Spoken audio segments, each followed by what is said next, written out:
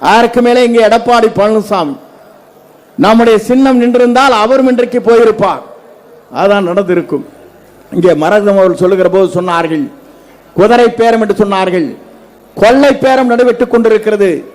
திராவிட முன்னேற்ற கழகம், அனைத்து இந்திய அண்ணா திராவிட முன்னேற்ற கழகம் இணைந்து ஒரு ஆட்சியை கொண்டு வரலாம் என்று சொன்னால் அதை தகர்த்திருக்கிற சக்தி நம்முடைய தமிழக வெற்றி கழகத்துடைய தலைவராக இருக்கிற இன்றைய தமிழக முதலமைச்சர், என்றைக்கும் தமிழ்நாட்டுடைய முதலமைச்சராக இருக்கிற தளபதியால் மட்டும்தான் முடியுமே தவிர எவராலும் முடியாது. நானை குறிப்பிட்டு காட்டுவதற்கு காரணம் இங்கே சொன்னார்கள்.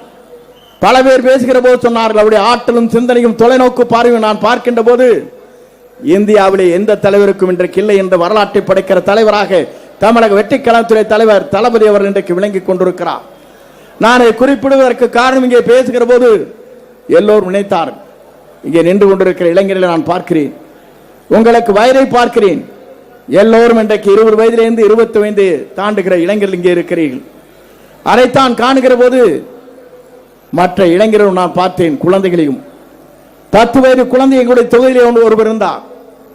அந்த குழந்தை ரமேஷ் என்கிற குழந்தை. அந்த குழந்தை அவர் பாட்டியை அழைத்து செல்கிறார்.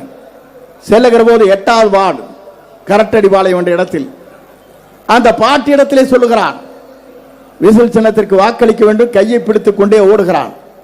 அப்போது பூத்திலே இருக்கின்றவர், நின்று விடுங்கள், யார் அவருக்கு வாக்களித்தார் என்பதை நீ சொல்லிவிடுவாய், ஆகவே உன்னை அனுமதிக்க முடியாது என்று சொன்னவுடன் கீழே இருந்து பிறண்ட அந்த கடைசிக்கு இந்த கடைசிக்கு ஓத்தில் உட்கார்ந்து அத்தனை பேர் எழுந்துட்டாங்க பயந்துட்டு, என்ன நடக்க போகுதோ என்று. பாட்டி வாக்களித்து விட்டு விசில் சின்னத்திற்கு வாக்களித்திருக்கேன் சொன்னதற்கு பிறகுதான் அந்த பையன் எந்திரிச்சான்.